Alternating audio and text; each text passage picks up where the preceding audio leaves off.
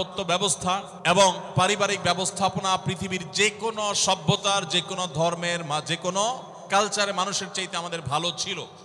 আলহামদুলিল্লাহ এখনো পর্যন্ত আমাদের পারিবারিক ব্যবস্থাপনা পৃথিবীর অনেক মানুষের চাইতে ভালো।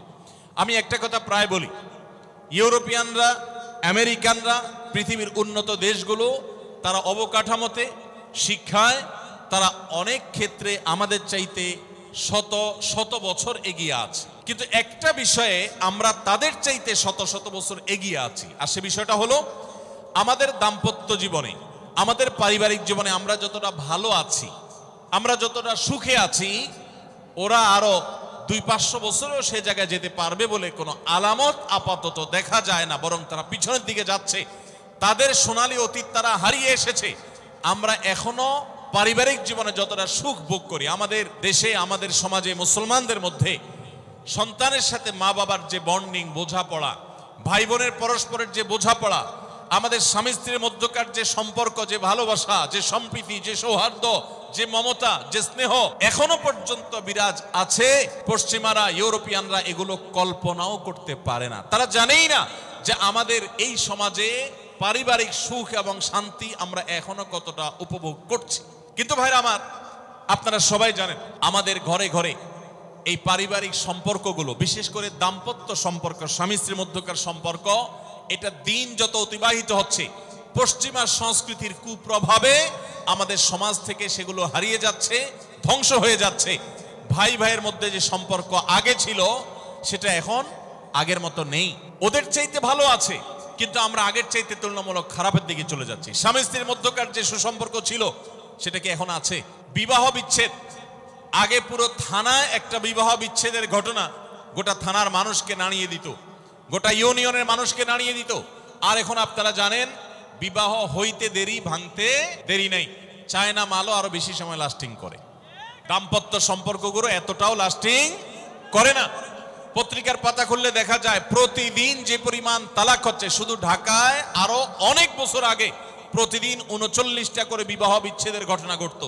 যতগুলো বিবাহ নিবন্ধন হয়, যতগুলো বিবাহ রেজিস্ট্রেশন হয়, তালাকের পরিমাণ তার সাথে টেক্কা দিয়ে আগাচ্ছে। এরকম ভয়াবহ একটা অবস্থা বিরাজ করছে।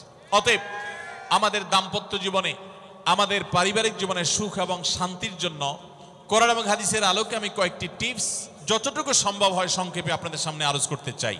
তার আগে কোরআনে কারীমের একটি আয়াত আমি পেশ করতে চাই। আল্লাহ রাব্বুল আলামিন কোরআনে কারীমে ইরশাদ করেছেন, ওমিন আয়াতিহি আন খালাকা লাকুম মিন আনফুসিকুম আজওয়াজান লিতাসকুনু ইলাইহা ওয়া জাআলা বাইনাকুম মাওয়াদ্দাতান ওয়া রাহমা ইন্না ফি যালিকা লাআয়াতিন লিকাওমিন ইয়াতাফাক্কারুন। আল্লাহ বলেছেন, তোমাদের পুরুষদের মধ্য থেকেই তোমাদের স্ত্রীগণকে সৃষ্টি করা হয়েছে। এর মানে সকল স্বামী থেকেই সকল স্ত্রী সৃষ্টি হয়নি। এর মানে প্রথম মানুষ আদম আলাইহিস সালাম থেকে প্রথম নারী, প্রথম পুরুষ আদম থেকে প্রথম নারী হাওয়াকে আল্লাহ তাআলা সৃষ্টি করেছেন তার বাম পাজরের হাড় থেকে। এরপর প্রত্যেকেই স্বতন্ত্রভাবে সৃষ্টি হয়েছেন। এই যে সৃষ্টি হয়েছে, আল্লাহ তাআলা বলেছেন কেন এটা করা হয়েছে।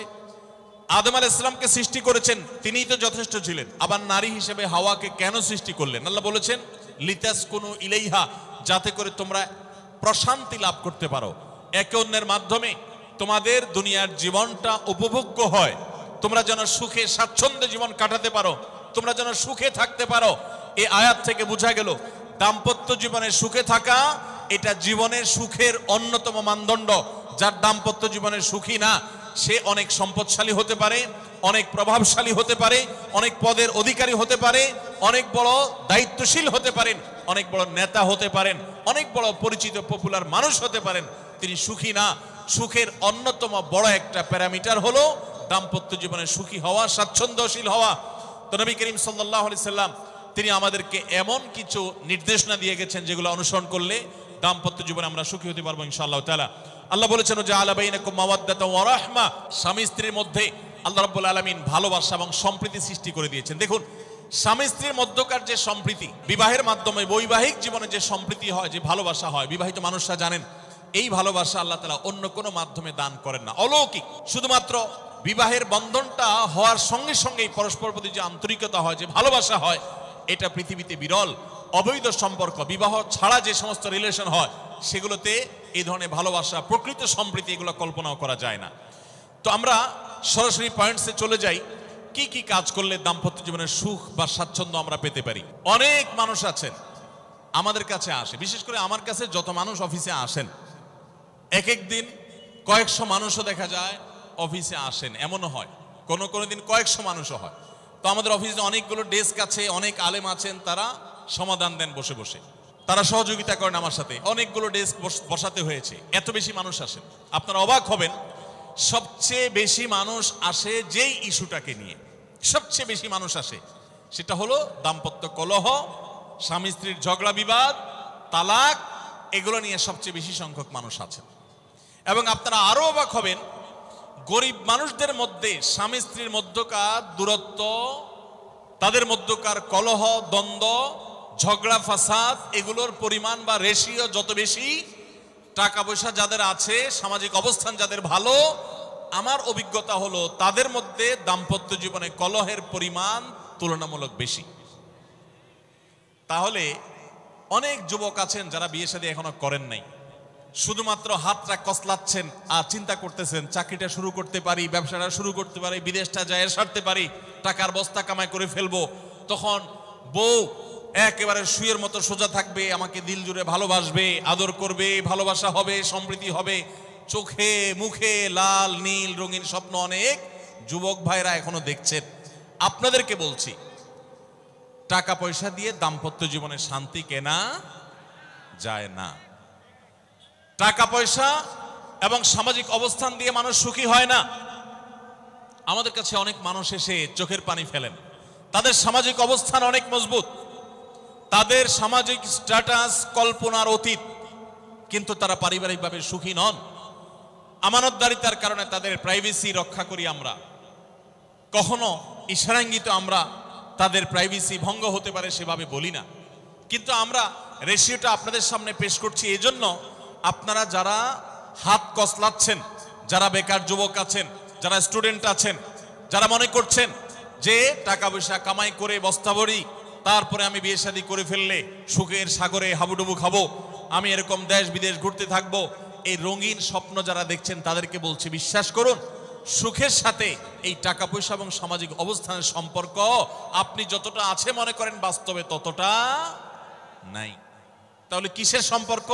আসুন আমরা সেই জায়গায় চলে যাই। নাম্বার 1, সুখী দাম্পত্য জীবনের জন্য পুরুষ এবং নারী উভয়ের জন্য সর্বপ্রথম এবং প্রধান করণীয় হলো আল্লাহ তাআলার কাছে অনেক আগে থেকে দোয়া করতে থাকা, দরখাস্ত সাবমিট করা যে আল্লাহ, আমার পরিবার, আমার স্ত্রী, আমার অনাগত সন্তান সন্ততি যারা আসবে আমার বংশে, আমার ঘরে, আমার সংসারে, আমার পরিবারে, আল্লাহ আপনি তাদেরকে নেককার, তাদেরকে মুত্তাকিদের ইমাম এবং তাদেরকে এমন মানুষ বানিয়ে দেন যেন তারা চক্ষু শীতলকারী হয়। আপনাদেরকে একটা দোয়া শিখাতে চাই, অনেকে হয়তো জানেন, সূরা ফুরকানের ৭৪ নম্বর আয়াত। সূরার নাম কি বলেছি? ফুরকান। আয়াত নম্বর কত বলেছি? ৭৪। আমার বুঝজ্ঞান হইছে থেকে নিয়ে ছাত্র জীবনে যখন আমি অনেক ছোট ছিলাম, এই দোয়া যেদিন আমি পড়েছি কোরআনে, ওই দিন থেকে আজও পর্যন্ত আমার মনে হয় না আমার জীবনে 2 মিনিটের কোনো দোয়াও যদি হয়, 1 মিনিটের দোয়াও যদি হয়, মুহূর্তের দোয়াও যদি হয়, আমি এই দোয়াটা কখনো মিস করি বলে, জ্ঞাতসারে মিস করি বলে আমার মনে পড়ে না। ছাত্র জীবন থেকে শুরু করেছি, আজও পড়ে যাচ্ছি।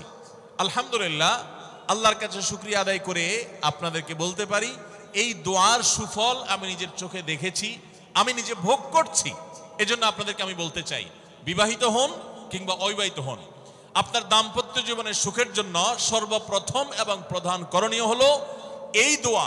এর বাইরে আরো সাধারণভাবে আল্লাহ তাআলার কাছে দোয়া করতে থাকা, যেন আল্লাহ তাআলা আপনাকে এমন একজন জীবন সঙ্গী দেন।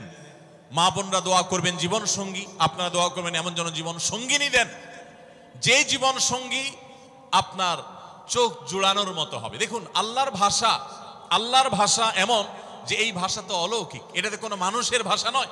দোয়ার ভাষ্য লক্ষ্য করেন, আল্লাহ শিক্ষা দিচ্ছেন আমাদেরকে, রব্বানা হাবলানা মিন আজওয়াজিনা ওয়া যুররিয়াতিনা কুররাতা আয়ুন, হে আমাদের রব, আমরা আপনার কাছে এমন স্ত্রী চাই, এমন সন্তান চাই, এমন পরিবার চাই, যেই পরিবারের সদস্য, আমার স্ত্রী, আমার সন্তানরা আমার নয়ন জুড়াবে, আমার চোখ জুড়াবে, এরকম মানুষ চাই।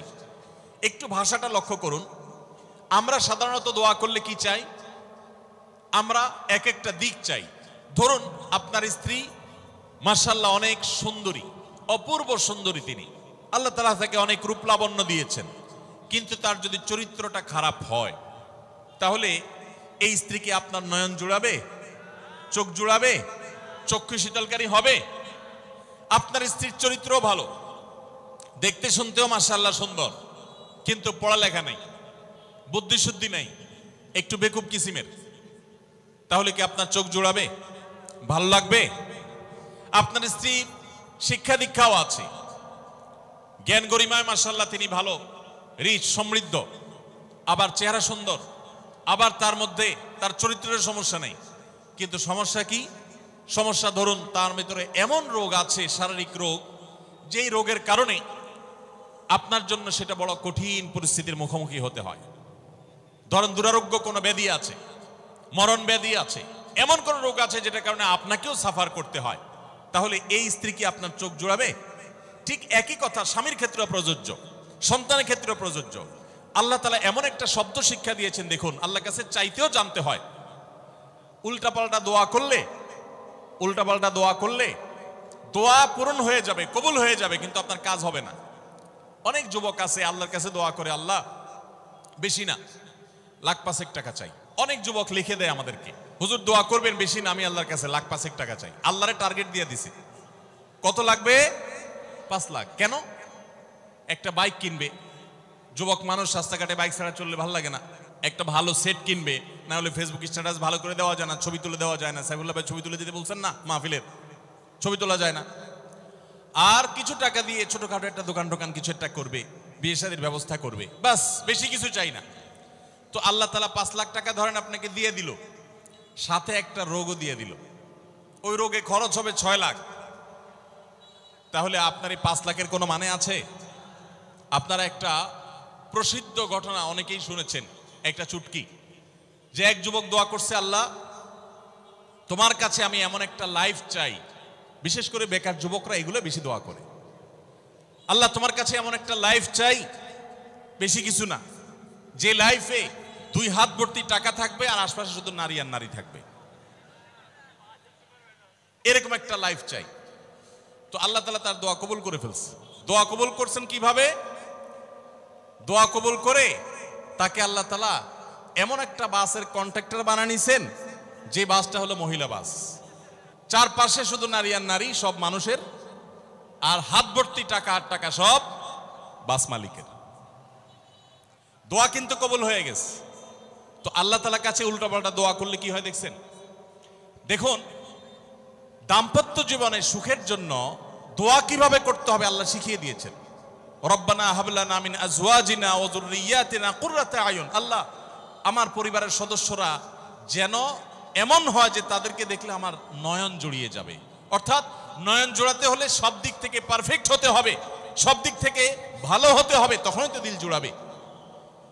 ওয়াজআলনা লিল মুত্তাকিনা ইমামা, আর আমাদের সবাইকে, গোটা পরিবারকে আপনি মুত্তাকিদের ইমাম বানায় দেন, সৎ মানুষ বানায় দেন। কারণ সৎ যদি না হয়, আল্লাহভীরু যদি না হয়, তাহলে কখনো তাদের মাধ্যমে আপনি সুখ শান্তি পেতে পারেন না। তাহলে প্রথম করণীয় দাম্পত্য জীবনের সুখের জন্য, সুখী দাম্পত্যের জন্য আল্লাহর কাছে দোয়া করতে থাকা। সূরা ফুরকানের ৭৪ নম্বর আয়াত, এর পাশাপাশি আরো যত আয়াত আছে, অথবা সাধারণভাবে আপনি আল্লাহর কাছে, আল্লাহ আমি ভালো সঙ্গী যেন পাই, সেজন্য দোয়া করতে থাকবো। আল্লাহ আমাদেরকে তৌফিক দান করুন। নাম্বার 2, জীবন সঙ্গী নির্বাচনের ক্ষেত্রে দিনদারিতাটাকে অগ্রাধিকার দেওয়া, ধার্মিকতাকে অগ্রাধিকার দেওয়া। নবী করিম সাল্লাল্লাহু আলাইহি সাল্লামের প্রসিদ্ধ একটা হাদিস আপনারা অনেকে শুনেছেন, তিনি বলেছেন, তুনকাহুল মারআতু লিআরবা, 4টি জিনিস দেখে সাধারণত মেয়েদেরকে বিয়ে করা হয়, বা মেয়েরা ছেলেদেরকে বিয়ে করে। 4টি জিনিস, সে 4টি জিনিসে একটি হলো লিমালিহা, সাধারণত পয়সা করে দেখে বিয়ে করা হয়। অনেক ছেলে ফেলে আছে দেখবেন, ছেলে ফেলে কি মুরব্বীরাও আছেন অনেকে, যে ছেলে বিয়ে করার জন্য পয়সাওয়ালা বাপের মেয়ে খোঁজে, আছে না নেই? পয়সাওয়ালা বাপের মেয়ে খোঁজে। কত যুবক যে এ পর্যন্ত চিরকুট লিখে পাঠিয়েছে আমাদের কাছে, যে হুজুর বেকার, এর জন্য কেউ মেয়ে বিয়ে দিতে চায় না। আবার অনেকে লিখে পাঠিয়েছে, হুজুর সরকারি চাকরি ছাড়া মেয়ের বাবারা মেয়ে দিতে চায় না। আছে না এই সমস্যা?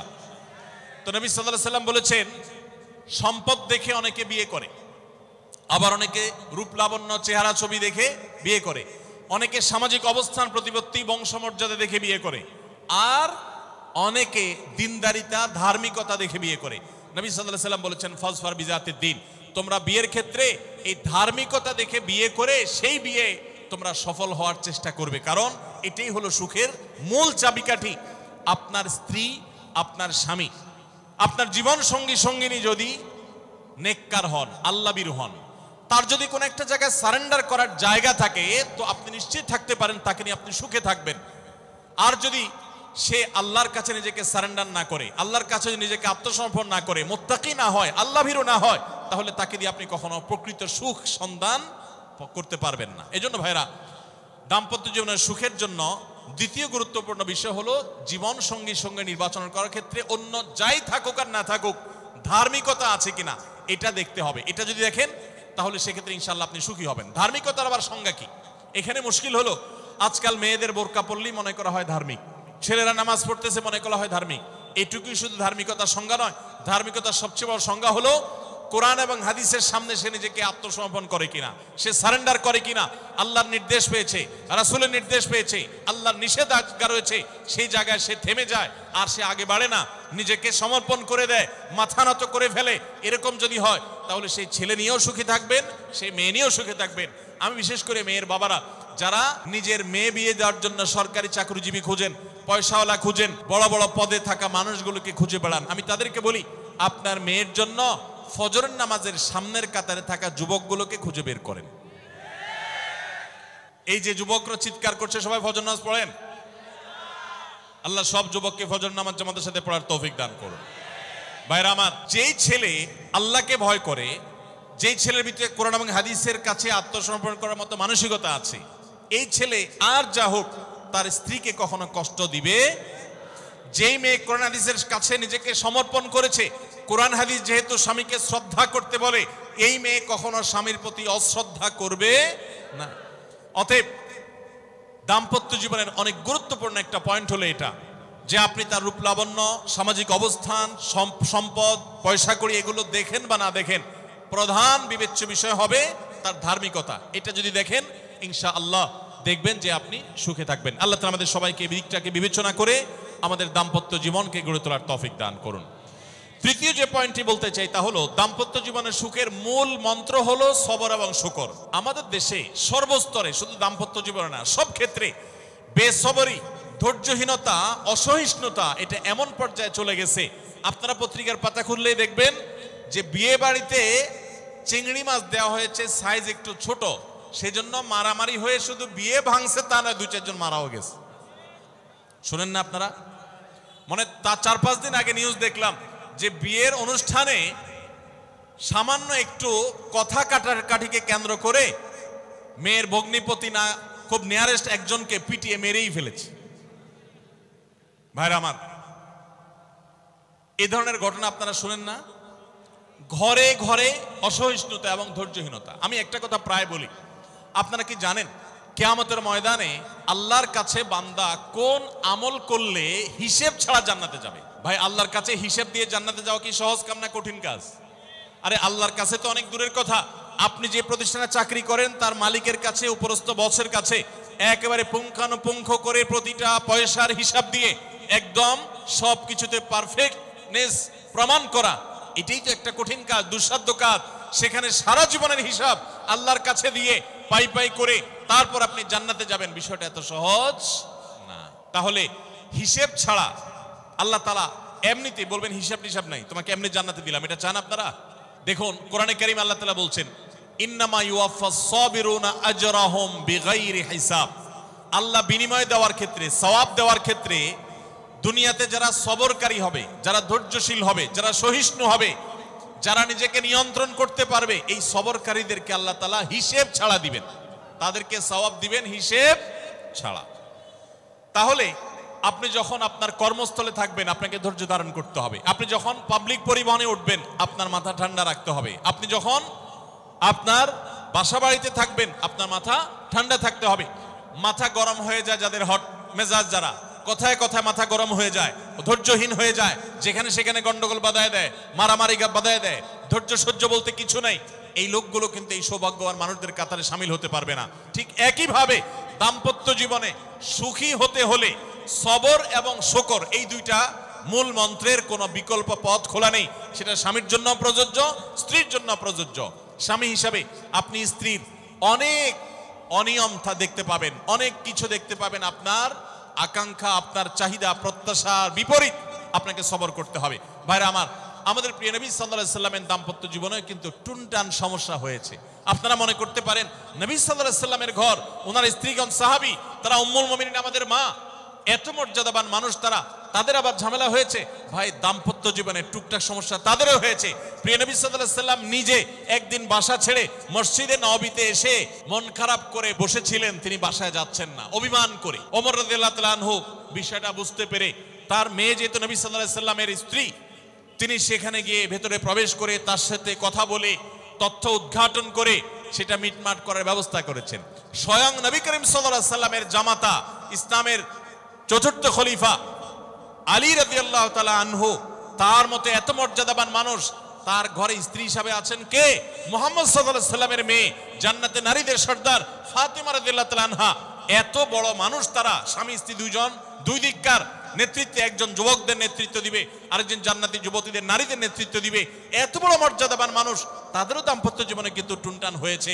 একবার আলী রাদিয়াল্লাহু তাআলা আনহু এসে মসজিদে টানটান হয়ে শুয়েছিলেন মাটিতে, মনটা খারাপ, ঘরে একটু হালকা ঝামেলা হয়েছে, তো এই জন্য মসজিদে নববীতে এসে মাটিতে শুয়ে আছে। নবী করিম সাল্লাল্লাহু আলাইহি ওয়াসাল্লাম দেখে বুঝতে পেরেছেন, টের পেয়ে গেছেন যে কিছু একটা হয়েছে বাসায়। তখন তিনি জামাইকে ডেকে বললেন, কুমিয়া আবা তুরাব, এ মাটির বাপ, মাটিতে শুয়ে আছেন, এই জন্য রসিকতা করে বললেন, এ মাটির বাপ, উঠো, দাঁড়াও, দেখি কি হয়েছে বলো। ভাইরা আমার, দাম্পত্য জীবনে টুকটাক সমস্যা হবেই হবে। যারা বিয়ে করেন নাই আগে থেকে প্রস্তুত থাকেন, বুকে পিঠে ছালার বস্তা সব বেঁধে রেডি থাকেন। বিশেষ করে সময় যেভাবে গড়াচ্ছে, তাতে করে সামনে থেকে হেলমেট পরেও যাওয়া লাগতে পারে। শুধু যাওয়া না, বাসায় ঢোকার সময় বাইক থেকে নামার পর হেলমেটটা আগে খুলবেন না, আগে যা বুঝবেন পরিস্থিতি কি, তারপর হেলমেট খুলবেন। দাম্পত্য জীবনে টুকটাক সমস্যা হবেই, এটা প্রত্যাশিত। মনে রাখবেন, এই জিনিসটা যদি আপনি আগে থেকে মাথায় রাখেন, তাহলে আপনার কষ্ট অনেকখানি দূর হয়ে যাবে। আমরা অনেকে আকাশ থেকে নেমে পড়ি, কি বলে, এত বড় সাহস, এই কথা বলতে পারে কেন? ভাই আশ্চর্য হচ্ছেন কেন? এর চেয়ে বেশি কথা বলতে পারে, মাথা বাড়ি মারছে, আরে ভাই ছুরি মারে নাই যে শুকর আদায় করে, বুঝেন নাই কথা? একই কথা বোনদের জন্য প্রযোজ্য। আমার মা বোন যারা শুনছেন তাদেরকেও বলছি, আপনার স্বামীর একটা কথা শুনে আপনি আকাশ থেকে নেমে পড়ছেন, আকাশ ভেঙে পড়ছে মাথার উপরে, কি এটা বললো সে, আপনি ডিপ্রেসড হয়ে যাচ্ছেন। আরে বোন, ডিপ্রেসড হচ্ছেন কেন? এটা কেন?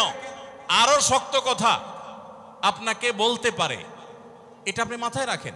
কারণ দিন শেষে তিনি মানুষ, তার ভুল হতে পারে, একটা সময় তিনি তার ভুল বুঝতে পারেন।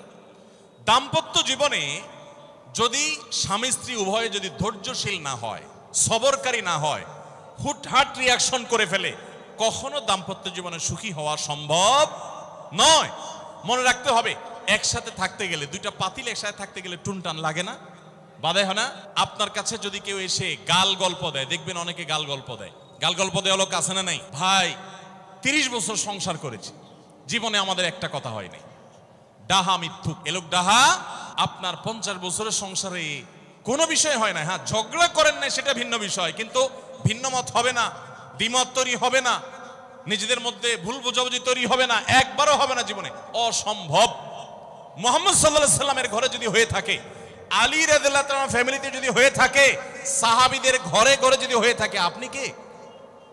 মনে রাখবেন, এই সমস্ত ডাহা মিথ্যা কথা শুনে আপনি চিন্তা করেন, হায় হায় রে, তাহলে আমার বউটা এত ডাইনি। আর মহিলা চিন্তা করে, আমি স্বামীটা এত অমানুষ, কত বড় ডাকাত। দেখো, তার স্বামী স্ত্রী জীবনে কোনো কথা হয় না, আর আমার স্বামী ডেইলি একবার মা বাপ তুলে না গালি গালাজ করলে তার বাটের পেটে ব্যথা হজম হয় না। এই সমস্যাগুলো আছে না নাই? ভাইরা আমার, সবর করার জন্য, সবর করা সহজ হবে আগে থেকে যদি প্রস্তুত থাকেন যে এই সমস্যা হবে। আশরাফ আলী থানভী রাহমাতুল্লাহর নাম শুনছেন আপনারা? ভারত উপমহাদেশের এমন একজন আলেম ছিলেন, খুব বিচক্ষণ মানুষ ছিলেন, অনেক বিদগ্ধ মানুষ ছিলেন, অনেক বড় আল্লাহওয়ালা ছিলেন, নেককার মানুষ ছিলেন। তো থানভী রাহমাতুল্লাহর কাছে এক লোক এসে বলল, হুজুর, আমার বাসায় যখনই যাই দরজাটা খুলতে দেরি, আমার মাথার উপরে আকাশ ভেঙে পড়তে দেরি নাই। যেটাই করি বাজার করে এনে তার হাতে দিলেও রাগ, রাখলেও রাগ, আমার সাথে সারাদিন শুধু ঘেউ ঘেউ করে হুজুর, আর সহ্য করতে পারি না। আমারে কোনো দোয়া দুরুদ আমল শিখাই দেন যে আমার এই বাসার অত্যাচারটা যেন থামে। তো থানিব রহমতুল্লাহ বললেন যে শোনো, তোমার একটা বুদ্ধি শিখাই দেই, দোয়া দুরুদ না। বুদ্ধি হলো এখন থেকে বাসায় গিয়ে দরজা নক করবা, যে নক করার আগে 1 মিনিটের মোরাকাবা করবা। কি করবা? মোরাকাবা বুঝেন? ধ্যান। ধ্যান কি ধ্যান করবা? দরজা যায় থামবা, থেমে চোখ বন্ধ করে মাথাটা নিচু করে চিন্তা করবা আমার ঘরের ভিতরে একটা কুকুর আছে, আর কুকুর মানুষ দেখলে কি করবে? ঘেউ ঘেউ করবে। অতএব এটাতে আমার রাগ ভাব তো কিছু নাই, কুকুর কেন ঘেউ ঘেউ করছে এটা জিজ্ঞেস করার তার এক বোকামি। অতএব এটা আমি মাথায় কিছু নেব না, ইগনোর করব। কুকুর থাকলে কুকুর তো ঘেউ ঘেউ করবেই, এটা চিন্তা করে এরপরে বিসমিল্লাহ পড়ে নক করবা। তো এই বুদ্ধি অনুযায়ী পরের দিন আসছে বাসা, আগে 1 মিনিট মোরাকাবা করছে, এরপরে দরজা নক করছে। যথারীতি দরজা খোলার পরেই শুরু হয়ে গেছে যুদ্ধ, ইউক্রেন রাশিয়া। যুদ্ধ শুরু হয়ে যাওয়ার পর এই লোক অন্যান্য দিন সেও টুকটাক রিয়াকশন করে, হাতাহাতি, বকাবকি, দুই পক্ষ থেকে টুকটাক হামলা পাল্টা হামলা হইতো। কিন্তু আজকে সেই লোকটা আর হামলা টামলা তার করা দূরের কথা, উল্টা সে মিটমিট করে হাসতেছে এবং একটা পর্যায়ে আর নিয়ন্ত্রণ করতে না পারে ফিক করে হাসেই দিচ্ছে। এবার বউ চিন্তা করতেছে কাহিনী কি? কারণ যারা ঝগড়া করে তাদের সাথে পাল্টা ঝগড়া না করলেও কিন্তু মেজাজ গরম হয়। কদিন আগে শুনছেন না পত্রিকা যে এক মহিলা স্বামীরে ডিভোর্স দিছে, কেন? কারণ স্বামী ঝগড়া করে না। কদিন আগে পত্রিকা দেখছেন। এই মহিলা যখন দেখছে স্বামী হাইসা দিছে, সে এবার ঝগড়া টগড়া থামায়া বলতেছে, ঠান্ডা মাথা বলছে, কাহিনী কি বলো তো, তুমি হাসতেছো কেন? বলে না না কিছু না কিছু না। সে তো বলবে না। স্বামী মনে করছে হয়তো অন্য কোনো কাহিনী আছে, কোনোভাবে উদ্ধার করতে পারে নাই। পরের দিন আবার সেম কাহিনী, আবারও হেসে দিচ্ছে। মহিলা চিন্তা করছে ব্যাপার কি? বলে না আজকে তো তোমার একদিন কি আমার একদিন, বলতেই হবে তোমার। কেন তুমি হাসতেছো? আমার ঝগড়ার বিনিময়ে তুমি ঝগড়া না করে হাসতেছো, অপমান করতেছো। আমার ঝগড়ার কোনো দাম নাই? আমি কি কথা বলতেছি না, এগুলো কোনো মূল্য নাই? যখন চেতে যাচ্ছে এবার বলতেছে, শোনো তুমি যেহেতু জোরই করতেছো, তাইলে আমি বলি, আমি গেছি এক হুজুরের কাছে, হুজুর আমার এই বুদ্ধি শিখাই দিছে, আমি সে বুদ্ধি অনুযায়ী চিন্তা করি। এখন আমি চোখের সামনে যখন চিন্তা করি যে কুকুর গেউ করতেছে, আমার হাসি আসে। তখন বউ চিন্তা করে, কি বললা তুমি? তাহলে তুমি এই মনে করো আমারে? এবার থেকে বেচারি ঝগড়া করার আগেই তার থেমে যায়, চিন্তা করে হায় হায় আমি ঝগড়া করলে তো সে মনে মনে আমার ওইটা চিন্তা করবে। বুঝতে পারছেন? দাম্পত্য জীবনে একটু বুদ্ধিশুদ্ধি করে না চললে, শুধুমাত্র সোজা হয়ে দোয়া দুরুদ পড়বেন আর সব সোজা হয়ে যাবে শুয়ের মতো, এত সোজা না। একটু বুদ্ধিশুদ্ধি খাটায় চলতে হয়। আপনারা জানেন স্বামী স্ত্রী একে অন্যের সাথে মিথ্যা কথা বলা, বউয়ের সাথে মিথ্যা কথা বলা, মিথ্যা কথা বলে সব ধরনের মিথ্যা কথা না, পামপট্টিমূলক মিথ্যা কথা বলা, প্রশংসামূলক মিথ্যা কথা বলা, এটা জায়েজ আছে। মিথ্যা কথা বলা কোথাও কিন্তু জায়েজ নাই। মিথ্যা কথা বলা ইসলামের জঘন্য অপরাধ। কিন্তু স্বামী স্ত্রী পরস্পরের সাথে প্রশংসামূলক, যেটাকে সহজ বাংলায় পামপট্টি বললাম, এই পামপট্টিমূলক বা প্রশংসামূলক মিথ্যা কথা বলা জায়েজ আছে। কিরকম? আবার এটা যাই এখন থেকে বাজার থেকে 500 টাকার কাপড় নিয়ে যায় বলেন 2000 টাকা দিয়ে কিনছি, এটা কিন্তু জায়েজ নাই। কেন জায়েজ নাই? কারণ কোনোভাবে যদি ওই 500 টাকার ট্যাগ মহিলা ধরে ফেলতে পারে, তাহলে মায়ের কিন্তু একটাও নিচে পড়বে না। বলবে মিথ্যুকের পুত মিথ্যুক, সারা জন্ম এই কাম করে আসছোস, তাইলে ওই রকম মিথ্যা কথা বলা যাবে না। আমার পরিচিত এক লোক আছে, সরকারি একজন কর্মকর্তা বড়, উনি বলেন যে মহিলাদেরকে বাজার করে খুশি করার মতো কঠিন কাজ আরেকটা খুব কম আছে। যারা সংসার করেন তারা জানেন। কারণ আমি একটা কথা প্রায় বলি, দুনিয়াতে বহু বুদ্ধিমান মানুষ আছে, বহু চালাক মানুষ আছে, কিন্তু একটাও চালাক বা বুদ্ধিমান স্বামী আছে বলে আমার মনে হয় না পৃথিবীতে। বুঝা ঠিক বলছেন? বহু চালাক বুদ্ধিমান মানুষ দুনিয়াতে আছে, কিন্তু কোন চালাক বা বুদ্ধিমান স্বামী দুনিয়াতে। তার মানে কি? প্রত্যেকটা বউয়ের কাছে তার স্বামীটা হলো আস্ত বেকুব। যত বড় শিক্ষিত হোক, যত বড় রাজনীতিবিদ হোক, যত বড় মাথাওয়ালা হোক, যত বড় শেয়ানা হোক, যত বড় ব্যবসায়ী হোক, বউয়ের কাছে বউগুলা, সব বউরা, মহিলারা মনে করে কি এ বেটা বেকুব। ম্যাক্সিমাম ক্ষেত্রে এটার ভিতরে আলাদা একটা আনন্দ আছে। বউয়ের কাছে বেশি শেয়ানা সাজার ভিতরে বেশি আনন্দ নাই। পরিবারের কাছে বেশি শেয়ানামি করতেও হয় না, সেখানে বোকা সাজার ভিতরে একটা আনন্দ আছে। যাই হোক, বাজারের কথা বলছিলাম যে বাজার করে মহিলাদের খুশি করা খুব কঠিন। আপনি গোশত কিনেন, মাছ কিনেন, যাই কিনেন, তারা খুব কমই সন্তুষ্ট থাকে বেশিরভাগ ক্ষেত্রে। সব মেয়েদের কথা বলছি না। কেন সন্তুষ্ট থাকে না? কারণ তারা আশা করে আরো কম দামে কিনবেন, আরো কম দামে কিনবেন। আপনি জিতে গেলে তারা খুশি, হেরে গেলে আপনারা বকা দিবে সে। তো এক সরকারি কর্মকর্তা, বড় কর্মকর্তা, আমাকে বলতেছিলেন যে দেখেন, আমি সারা জীবন বাজার করি আর বইয়ের বকা শুনি। আমি চলে যাওয়ার পর আমার অফিসের একজন কেরানি আছে, তাকে দায়িত্ব দিছি বাজার টাজার করার জন্য। এই লোক বাজার করার পর আমার বউ বিরাট খুশি, বলে যে তার নাম ধরে বলতেছে, অমুক বাজার করলে প্রতিদিন ঠিক মতো বাজার করে, দাম দোস্ত ঠিকঠাক থাকে, মাপজোপ সব ঠিকঠাক থাকে, তোমারে প্রতিদিন ধরায় দেয় দোকানদার, কমায় দেয়। 2 কেজির গোশত আমার কাছে মনে হয় 1.5 কেজি দিছে, ওজন কম দিছে মনে হয়, নজরে উঠে না। তো লোকটা বলেছে আমার খুব সন্দেহ হলো, একই দোকান থেকে আমিও আনি, সেও আনে, আর আমার তো ঠকানোর কথা না, পরিচিত দোকানদার। তাহলে মহিলা এই কথা বললো, তার ব্যাপারে কাহিনীটা কি? তারা ডেকে বলছে, বলো তো কাহিনী কি, সিক্রেটটা কি? তো লোকটা বলতেছে যে স্যার, সত্য বলতে কি, আমি গোশত 3 কেজি কিনলে ম্যাডামকে বলতাম 2 কেজি, 1000 টাকা কিনলে ম্যাডামরে বলতাম 500 টাকা। টাকা তো আপনি দিবেন, আপনার সাথে বোঝাপড়া হবে, কিন্তু আমি জানি বাসায় এটা বললে বউরা খুশি থাকে। তো এই জন্য আমি একটু কমায় কমায় বলি দাম, আর জিনিস কমায় কমায় বলি। তখন সে প্রতিদিন 2 কেজি মাংস যেটা দেখে আপনি আনেন, আজকে দেখে যে সে 1 কেজি মাংস ওই পরিমাণ, তখন সে তো খুশি হবেই স্যার। তখন ওই লোকটা বলতেছে দেখেন, সে এইটা করে আমার গোটা সংসারে আগুন ধরায় দিস। তো এইভাবে মিথ্যা কথা বলা কিন্তু জায়েজ নাই। কোন মিথ্যা কথা বলা জায়েজ আছে? ধরেন আপনি আপনার বউরে বললেন, দেখো তুমি চাঁদের চাইতেও সুন্দর। কিসের চাইতে সুন্দর? ভাই চাঁদের চাইতে উজ্জ্বল মানুষ হয় সম্ভব? ডাহা মিথ্যা কথা না? কিন্তু এই মিথ্যা কথা বলা কি আছে? জায়েজ আছে। সৌদি আরবের একজন আলেম ডক্টর আয়েজ আল কারনি, মুসলিম বিশ্বের সবচেয়ে জনপ্রিয় আলেমদের মধ্যে একজন। ওনার একটা বক্তব্য আমি শুনেছি, অত্যন্ত চমৎকার কথা বলেন এবং দারুণ দারুণ টিপস দিয়ে থাকেন। উনি বলেন যে একটা ইউনিভার্সিটি প্রোগ্রামে স্টুডেন্টদের সামনে উনি বলছিলেন যে আমি একবার একটা আইডিয়া দিয়েছি দাম্পত্য জীবনের সুখ শান্তির জন্য। বলেন যে এটা ইমপ্লিমেন্ট করে অনেকেই সুফল পেয়েছেন, আমাকে ব্যক্তিগতভাবে জানিয়েছেন। টিপসটা কি? টিপসটা হলো, উনি বললেন যে বাসায় ঢুকে মাঝে মধ্যে, সবসময় করলে আবার মাইর খাবেন, যখন দেখবেন বউয়ের মুড টুট ভালো আছে, বাসায় ঢুকে আস্তে করে লাইটের সুইচটা অফ করে দিবেন। তখন বউ বলবে কি ব্যাপার, লাইট বন্ধ করলা কেন? তখন বলবেন যে দেখো, বাসায় আসলে তোমার চেহারার উজ্জ্বলতা থাকলে আর এই লাইটের দরকার হয় না। মহিলা ধরে ফেলবে যে আপনি পাম্পটে দিচ্ছেন, বাতাস দিচ্ছেন, কিন্তু পাম্প যাকে দেন সে যতই বুঝুক না কেন, কিছু না কিছু কাজ হয়, কিছু না কিছু। একেবারে শতভাগ যদি বুঝে কাউকে প্রশংসা করছেন, সে বুঝে, তারপরও সে একটু খুশি হয়, ভালো লাগে। তো উনি বললেন যে শরবত বানায় আনছে বউয়ে, তখন বলবেন দেখো চিনি দিও না, চিনি দিও না। তারপর বউরে বলবেন যে আঙ্গুলটা একটু চুবাই দাও। কেন? কারণ তুমি আঙ্গুলটা চুবাই দিলে ওটা চিনি চাইতে বেশি মিষ্টি লাগে। এই যে কথাগুলো, এই কথাগুলো আসলে সত্য কথা না। তো এই টাইপের কথা স্বামী স্ত্রীর মধ্যে মিথ্যা হলেও সেটা কি আছে? জায়েজ আছে। ভাইরা আমার, তো এই জন্য দাম্পত্য জীবনে সুখ শান্তির জন্য একে অন্যকে ভালোবাসা, প্রশংসা করতে জানা, বিশেষ করে স্বীকৃতি দিতে জানা, ভালো গুণগুলোর কথা বলা, এটা হারিয়ে গেছে। অনেকে মনে করে যে না, ভালো গুণ বললে মাথায় উঠবে, এটা ভুল।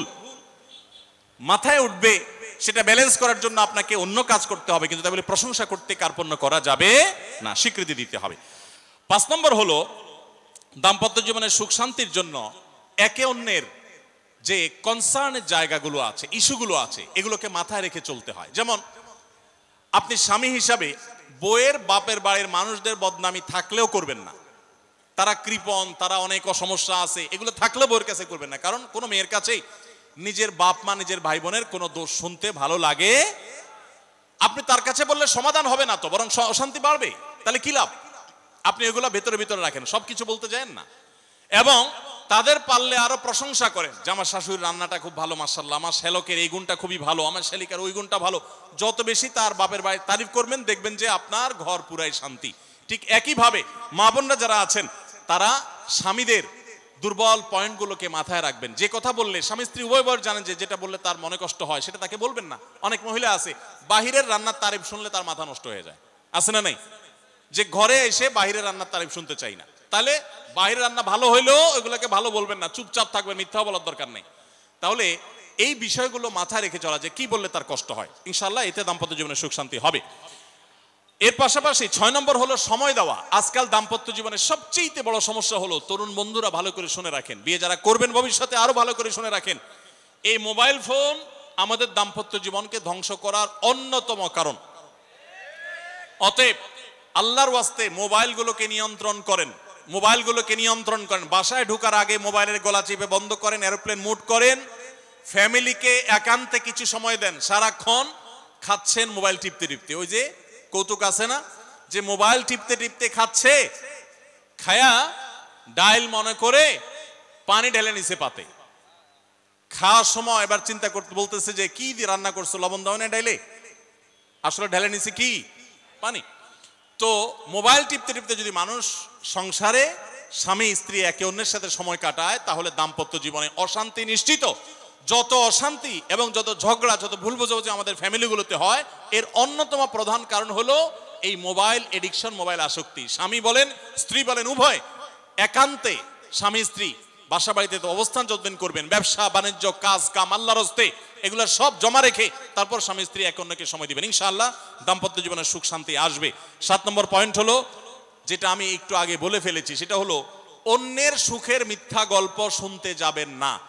অর্থাৎ আপনার কাছে কেউ যদি বলে দোস্ত বলিস না তোর ভাবি তার রান্না তার আচরণ, এই যে গল্পগুলো দিবে না, এগুলো শুনবেন না। সাথে সাথে বলবেন যে বেটা হয় চাপাবাজি করতেছে আর না হলে শয়তান এগুলো আমাকে শোনাচ্ছে আমাকে অশান্তি সৃষ্টি করবার জন্য।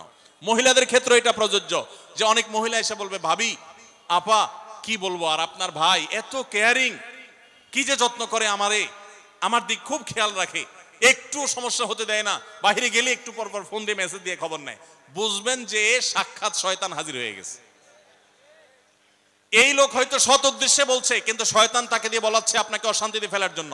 মনে রাখবেন, যারা নিজেদের তারিফ করে তারা হয়তো পজিটিভ মানুষ দেখে তারিফ করে, তাদের সংসারে এমন এমন অশান্তি হয় যেগুলো হয়তো আপনাদের হয় না, শুধুমাত্র শয়তান ওইগুলো আপনার সামনে হাজির করছে। খবরদার, ওইগুলো দেখে খুব সহজেই একে অন্যের প্রতি জাজমেন্ট করতে যাবেন না। তাহলে দাম্পত্য জীবনে সুখ শান্তির জন্য অন্যের সুখের মিথ্যা গল্প শুনতে যাবেন না। যদি সত্য গল্পও হয় তবুও মনে রাখবেন যে হয়তো সে একটা দিক তুলে ধরছে, তাদের আরো চ্যাপ্টার আছে সেটা তারা তুলে ধরছে না, তাদের চাইতে আমরা আলহামদুলিল্লাহ কম সুখে নাই। নিজেদের পজিটিভ গুলো দেখার চেষ্টা করবেন। 8 নম্বর, ক্ষমা করতে শেখা। দেখুন, ক্ষমা করতে না পারলে দাম্পত্য জীবনে কেন কোনো জীবনে আপনি কখনো সুখী হতে পারবেন না। সবকিছুকে অনেক বড় করে দেখবেন না, অনেক কিছুকে ক্লোজ করবেন, ছোট করবেন। এবং মনে রাখবেন আল্লাহ তাআলা ক্ষমাশীলকে ভালোবাসেন। কোরআনে আল্লাহ তাআলা একাধিক জায়গা বলেছেন যারা ক্ষমা করে আল্লাহ তাদেরকে ভালোবাসেন। আপনি যদি বলেন যে কতবার ক্ষমা করব, যতবার আপনি আল্লাহর কাছে ক্ষমা আশা করেন, আপনি আপনার স্ত্রীকে, আপনি আপনার স্বামীকে, আপনার জীবন সঙ্গীকে, যে কোনো মানুষকে ততবার ক্ষমা করবেন। আপনি জীবনে একই পাপ কতবার করেন আল্লাহ মাফ করবেন আশা করেন না, তাহলে আপনার আল্লাহর বান্দাকে কেন আপনি ক্ষমা করবেন না? বিধায় ক্ষমা করা এটা শিখতে হবে। কখনো কোনো ভুল হয়েছে বুঝতে পারলে পণ্ডিতি না করে সাথে সাথে ভুল স্বীকার করা জানতে হবে, যে হ্যাঁ এটা আমি ভুল করেছি। হ্যাঁ, এটা স্বীকার করলে সে একটু মাথায় উঠে যাবে, সে একটু লাই পেয়ে যাবে, পাক, কিন্তু এটা একটা ভালো গুণ। পরবর্তীতে এটাকে ব্যালেন্স করতে পারবেন অন্যভাবে, ভুল স্বীকার করবেন। মেয়েদের সাথে বিশেষ করে যখন ঝগড়াঝাটি হয়, কোনো কিছু হয়, মনে করেন ঝগড়া তুমুল আকারে চলে গেছে, এখন আপনার স্ত্রী আপনার মৃত্যুদণ্ড জারি করবেন, জাস্ট এটা বাকি আছে। এই টাইমটাতে আপনি যদি চান যে এই রাগের পারদকে পাতাল থেকে মুহূর্তের ভিতর, আমি আকাশ থেকে মুহূর্তের ভিতরে পাতালে নামায় আনবো, আগুনের সাথে সাথে পানি করব, একটা বুদ্ধি, একটা কাজ করবেন, সাথে সাথে পানি হয়ে যাবে। সেটা কি? এতক্ষণ যা তর্ক করছেন এখন বলেন যে আসলে তুমি ঠিক বলছো, আমারটা ভুল, ব্যাস দেখবেন যে আগুন পানি হয়ে গেছে সাথে সাথে। তো ভুল স্বীকার করতে পারে, এটা শুধু স্বামীরা না, স্ত্রীদের ক্ষেত্রে একই কথা প্রযোজ্য।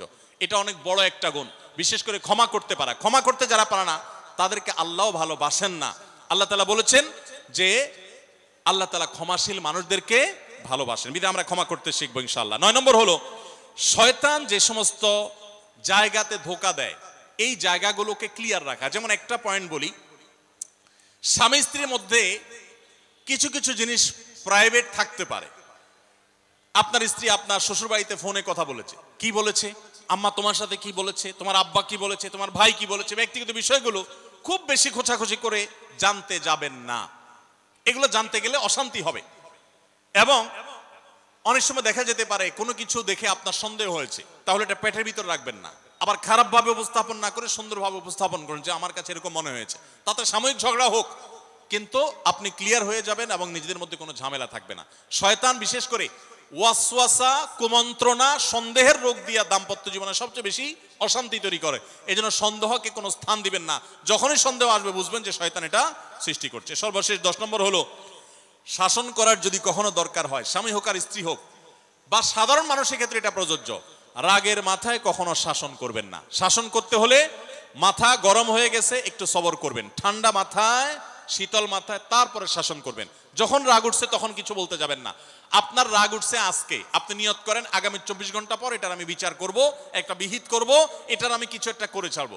24 ঘন্টা টাইম নেন, ইনশাআল্লাহ আপনি নিশ্চিত থাকেন 24 ঘন্টা পর যদি আপনি এটা নিয়ে বসেন, তাহলে আপনার এই বসাটা অনেক বেশি হবে ন্যায়সঙ্গত। এটাতে কোনো প্রকার সীমালঙ্ঘন থাকবে না, রাগের চোটে অন্যায় আচরণ হবে না, জুলুম হবে না, বাড়াবাড়ি হবে না, যথাযথ শাসন হবে। যে কোনো মানুষের ক্ষেত্রে এটা প্রযোজ্য। আপনার একটা ছেলে এমন কোন অন্যায় কাজ করছে, আপনি এখন তাকে মাথা হট হয়ে গেছে, এখন শাসন করতে গেলে জুলুম হয়ে যেতে পারে, একটু সবর করেন, সময় নেন, দেখবেন রাগটা প্রশমিত হয়ে লেভেলে চলে আসছে। এরপর যদি শাসন করেন দেখবেন জুলুম হবে না। তো স্বামী স্ত্রী উভয়ের ক্ষেত্রে একই কথা প্রযোজ্য।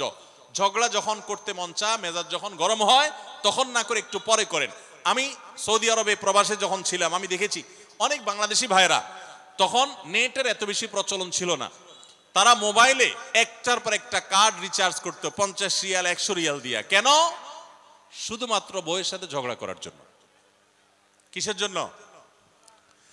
কারণ কথা বলতেছে, মনে করেন কোন একটা বিষয় নিয়ে তুমুল বিশ্বযুদ্ধ বেঁধে গেছে দুজনের, এখন এই পাশ থেকে ওই পাশ থেকে কথা চালাচালি, ঝগড়াঝাটি চলতেছে, চিল্লানি চেঁচামেচি, হঠাৎ করে লাইন কেটে গেছে, ব্যালেন্স শেষ, দৌড় দিয়ে চলে গেছে দোকানে, এই তাড়াতাড়ি একটা কার্ড দেন ভাই, তাড়াতাড়ি রিচার্জ করতেছে। কেন?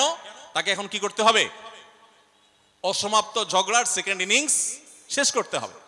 আবার কার্ড শেষ হয়ে যাচ্ছে, ইনিংস ঘোষণা হয়ে গেছে, আবার যায় সে কার্ড রিচার্জ করে থার্ড ইনিংসে ঝগড়া করছে। কত বড় বেকুব চিন্তা করে, কত বড় নির্বুদ্ধিতা।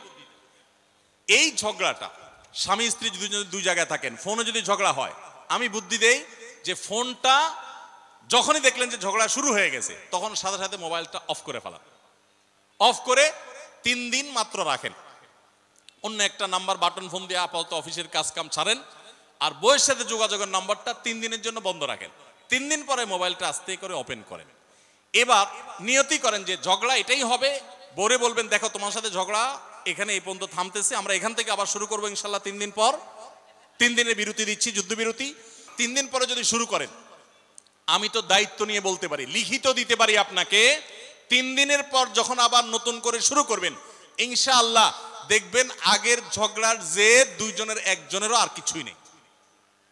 এখন বউরে যদি বলেন 3 দিন পরে ফোন দিয়া বলেন, হ্যাঁ বলো তুমি জানি কি বলতেছিলা, দেখবেন যে আর কথা খুঁজে পায় না। আর আপনিও যদি বলেন যে হ্যাঁ আমি জানি কি বলতেছিলাম, দেখবেন এখন ঝগড়া করে জুত পাবেন না, গিয়ার একেবারে নরমালে চলে আসছে। এই জন্য ভাইরা, রাগ যখন হয় ওই টাইমটাতে ঝগড়াঝাটি করতে হয় না। তাহলে সেক্ষেত্রে দাম্পত্য জীবনে অশান্তি থেকে অনেকখানি বাঁচা যায়। যে ঠিক আছে আমরা ঝগড়া করব, এই বিষয়ে আমরা এখন কথা বলবো না, কালকে কথা বলবো, একটু অপেক্ষা করেন, উভয়ের জন্য সেখানে কল্যাণ থাকবে। আল্লাহ তাআলা আমাদের সবাইকে এসব বিষয়গুলোকে দেখে মেনে চলার তৌফিক দান করুন। আমি আবারও বলছি এই 10টা পয়েন্ট।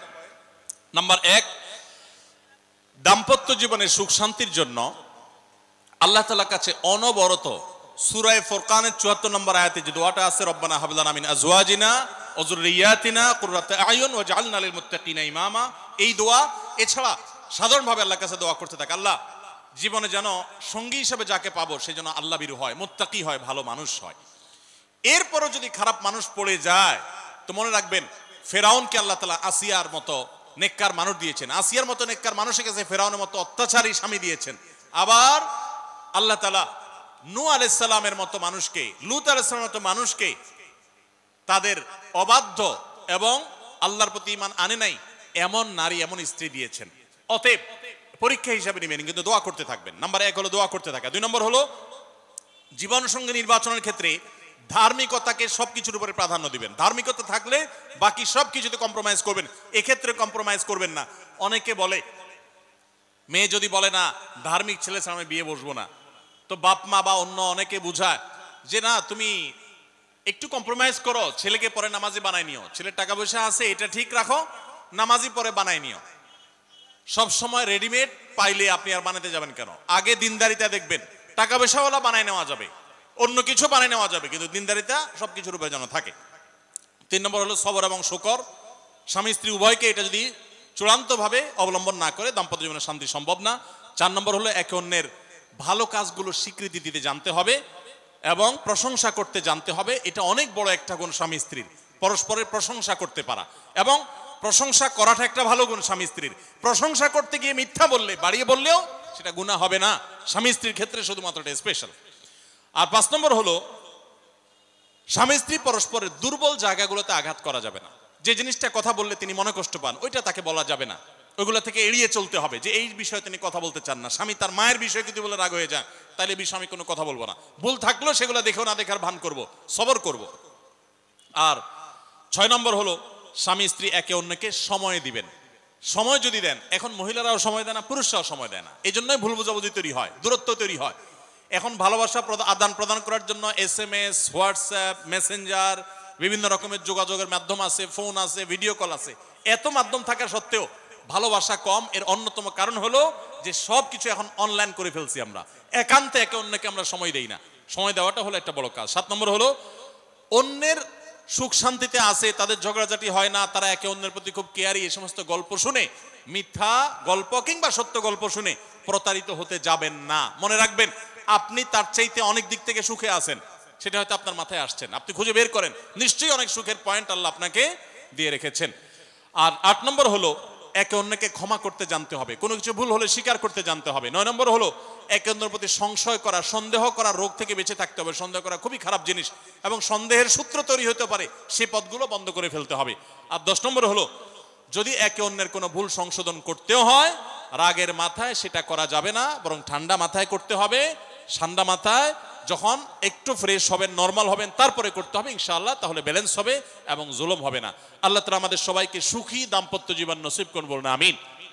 আমাদের দাম্পত্য জীবনের সুখ শান্তির উপরে আমাদের জান্নাত অনেকখানি নির্ভর, আমাদের জাহান্নাম থেকে মুক্তি অনেকখানি নির্ভর। কারণ দিনদার জীবন সঙ্গী সঙ্গিনী না হলে, জীবন সঙ্গী সঙ্গিনী মুত্তাকি না হলে জান্নাতের পথের যাত্রাটা অনেক কঠিন হয়ে যায়। এজন্য পরস্পরের জন্য দোয়াও করতে থাকবো, চেষ্টাও করতে থাকবো। আল্লাহ তাআলা আমাদের সবাইকে সেই তৌফিক দান করুন।